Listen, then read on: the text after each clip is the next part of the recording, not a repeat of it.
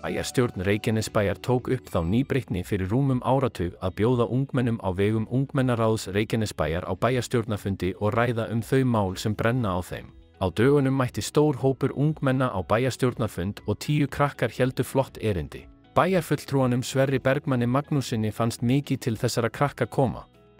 Þetta ekki rosalega gaman að fá þessa krakka? Þetta eru gríðarlega flotti krakkar sem koma hérna fram í dag. Sko þau koma hérna vel undirbúin og mjög málefnaleg og þetta ekki bara gaman, heldur bara nauðsynlegt. Því að þau eru að koma þarna sínum málefnum á framfæri. Þau eru öll með aðgang í ráðum Reykjanesbæjar og þannig eru þau bara að koma og impra á sínum málum og vilja fá úrlausn mála. Þetta er ómetanlegt í rauninni. Og þetta líka dálítið góður andi og ég gat dálítið hlegið, ungur strákur Frosti.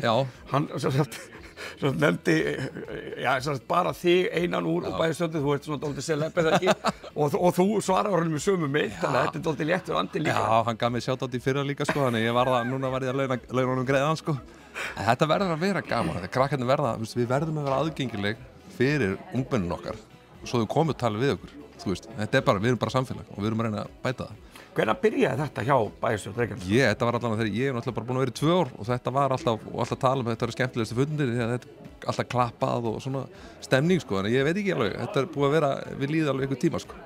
Og þetta er bara mjög mikilvægt auðvitað þarf rödd ungmenna að heyrast líka. Þið getið ekki verið með puttan og púlsunum allstaðar og þarna fáið þið bara ákveðna framlengingu. Já, algjörlega, og þetta er mjög mikilvægt og þau líka þarna komu að gefa okkur meira styrk til þess að koma sínum málefnum á framfæri sko. Þannig að þetta er 2 ári, mætti vera oftar. Linda Líf Hinriksdóttir vakti verðskuldaða athygli bæjarfulltrúa. Hún talaði andlega heilsu ungmenna og var það hugrökk að segja frá sinni andlegu heilsu. Það er ekki ólíklegt að erindi Frosta Kjartans Rúnarssonar, en hann vill banna símanotkun í skóla, tengist erindi Lindu Lífar. Eins gæti erindi Frosta tengst erindi Kolbrúnar Dísar Snorradóttur. Hún hefur áhyggjur af verri lesskilningi unglinga. Það er ungmenna í 8. til 10. bekk en á þeim aldrei koma ungmennin ver út í lestri í könnun PISA. Linda, það var virkilega gaman að fá að vera vitni að þessum fundi að og þú varst nú rosalega flott erindi. Og hvað, var ekkert stress í þér? Jú, smá. Það sást ekki? En já, ég sýndi það ekki, reynda. Er þetta ekki frábært tækifæri fyrir ykkur að fá að koma svona fyrir fram að bæjarstjórn og segja frá ykkar innstu málum? Jú, svo sannarlega. Við viljum að þau taka á móti ungmennum, rödd ungmenna. Og þitt erindi, þau höfðu svona eiginlega öll dálítið orð á því. Þú svona greinilega snertir einhverja taug.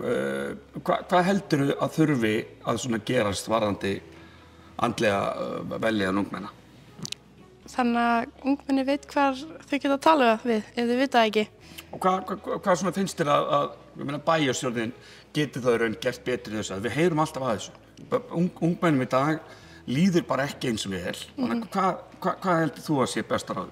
Auka sálfræðinga og inn í skólan þá eða? Félagsráðgjafa þangað.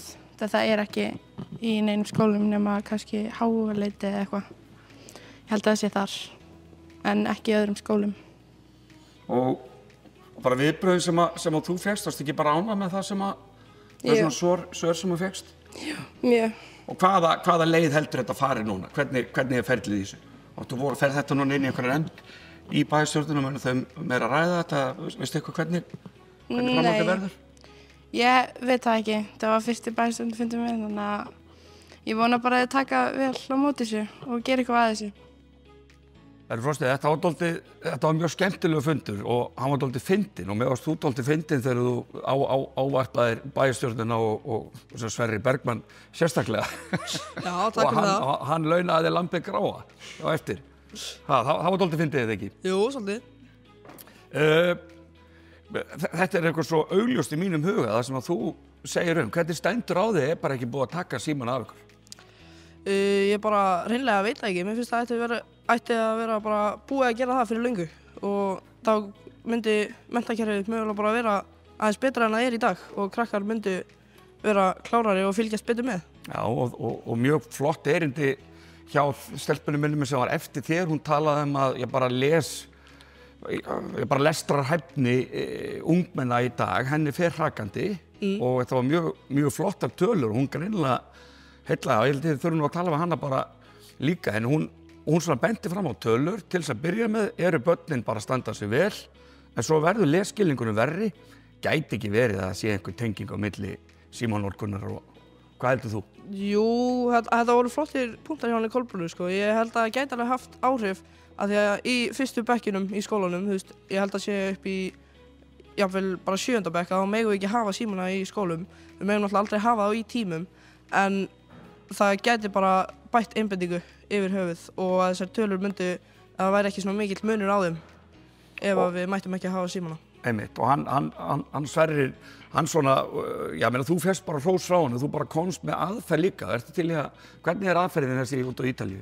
Þetta í Írlandi og Bretlandi, en þá virkar skólarnir þar þannig að hver og einn nemandi fær yfir önnina eða skólaárið svona lítinn sakk eða poka sem þú setur síman í og þú lokar honum og þetta bara svona segullæsing, alveg svo þjófavarnarkerfi í fatabúðum og þú ert bara með síman á þér þangað til að þú ef þetta væri bara í skólastofum segjum, þá lokar sakknum bara þegar þú ert komin inn í skólastofuna. Og þú getur ekki opnað hann? Þú getur ekki opnað hann fyrir á pótaranum, alveg svo á kassanum í fatabúðum og þá opnast sakkurinn bara og þú ert með símaðinn. En þú ert alltaf með hann á þér svo hann fari ekki inn á skúffu eða neitt og já, þú vitir alltaf hvað hann er. Og ekki bara mikla líkur á þið, þið ekki bara miklu skemmtilegar hjá ykkur í hérna frímínútum og svoleiðis? Ég man þegar ég var í skóla, maður var að tefla og hafa verið að spila á spil, hanga bara allir í símanum í dag og... Það alltaf mikið það. Það alltaf í boði að fara í til dæmis borðtennis eða eitthvað svoleiðis skólum púl og eitthvað og ég held að það myndi vera mikið meira nýtt ef við værum ekki alltaf bara í símanum. Það hefði einnig mátt tengja erindi Aðalheiðar Ísmeyjar Davíðsdóttur við erindin sem við erum búin að fjalla Hún hefur áhyggjur af svefnleysi ungmenna og vill meina að símanotkun spili þar inn í. Hugsanlega gengur kapallinn upp í síðasta erindinu sem við fjöllum Kristinn Einar Ingvarsson vill gefa ungmennum rýmri opnunartíma í sundlaugum helgar. Krakkarnir eru þá allavega ekki í símanum á meðan. Hann kom líka inn á áhyggjur sínar af gangandi vegfarendum þar sem hann býr í Ásahverfinu. Sko út af hverju fáið ekki nægilega mikið svefn? Af hverju fá börn í dag minni svefn en bara þegar ég var í skóla? Það alveg stór ástæða líka bara út af símanum. En það bara út af fólk ekki að fara nógu snemma að sofa, út af æfingar, dragast lengi og bara alls konar svona. Eins og ég æfi til dæmis í bænum, þannig ég kannski komin heim klukkan 10 kvöld og ég á eftir að fara í sturtu, ég á eftir að gera heimalærdóm og svo þarf ég að vakna bara klukkan 7 næsta morgun til að fara í skólan og gera þetta á hverjum einasta degi, bara alla vikuna. Og hvað ert að æfa í Reykjavík? Ég æfi dans. Dans, já. Komin heim klukkan 10 þáttu eftir að læra og allt þetta og þetta bara ekki næðursvefn. Nei, alls ekki. Og svo líka bara samfélagsmiðlar, þeir blandast mjög mikið inn í þetta og þú veist, bara svona addiction eða þannig á síman. Það getur fólk getur ekki sleppt símanum nú til dags. Þannig að já, ég held að þetta sé mjög fróðlegt, en þannig hefur þú heyrt pælinga með að við ættum að breyta klukkunni? Já, þú veist hvernig þetta í Englandi og í Evrópu, þá er klukkunni flýtt. Ertu fylgjandi einhverjum svoleiðis pælingum? Ættu að seinka klukkunni á veturnar? Já, ég hef lesið smá það. Það gæti verið góð hugmynd en þú veist, það kannski ekkert nauðsynlegt ef við verum líka að seinka skólatíma en það væri, þú veist, samt alveg betra. Það myndi bæta mikið. Já, sko mín hugmynd, sko við höfum að nýta sumarið, við erum með sólina svo lengi. Það var að láta klukkan að byrja þegar hún 8, þú veist, láta hún þá bara 7, þá fáum við lengri sólabirtu, en svo veturnar að senkinni, þannig að þegar sólin er komin upp á veturnar, þegar daginn styttir, þá hefur við senkinni. Hvernig líst þér á sólarlagssjónum? Mér líst bara mjög vel á það, ég væri alveg ótrúlega til í það. Hefur ekki bara setja allt í gang og bara láta þetta vera veruleika? Já, algjörlega. Kristinn, þú varst með 2 mjög áhugaverð efni sem þú ræddir. Annað er umferðaröryggi, segðu mér frá því. Sko, ég bý í Ásahverfinu og það er alltaf umferð og þú veist, þegar systir mín ætlar að labba í skólan og þá þarf mamma alltaf að ágera henni út af bara þetta ógeðslega hættulegt fyrir gangandi fólk og bílstjóra. Þannig að þín hugmynd var að setja eitthvað hringtorg? Já, hringtorg og göngu svona ljós, svona grænt og rautt til að fara í götuna. Já, og eini í hérna bæjarstjórninu, hún greinilega býr þarna og hún segist þér hrætt líka, hún deilir þessum áhyggjum með þér, þannig að þú greinilega náðir hennar eyrum allavega.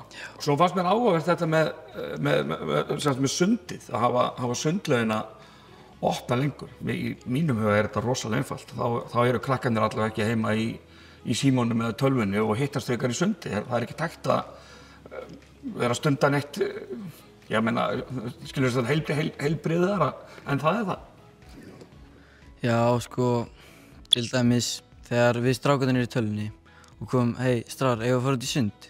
Þeir koma, það lokað klukkan 6. Það lokar klukkan 9:30 á virkundum. Mér finnst ógeðslega skrítið að lokar klukkan 6 helgar. Ég meina, ég veit að inn í Reykjavík, Laugardalslaugin, hún opin til 9 held ég. Menn, er þetta ekki no-brainer að hafa sundlaugina opna hérna svona lengi líka? Jú, svona léttar breytingar eru bara ógeðslega auðveldar. Já. Það getur ekki kosta það mikið og bara þetta bara heilbrigt fyrir alla og þá geta börnin og þið og líkarnir hist í sundi í staðins að hanga heim í símanum. Já, einmitt.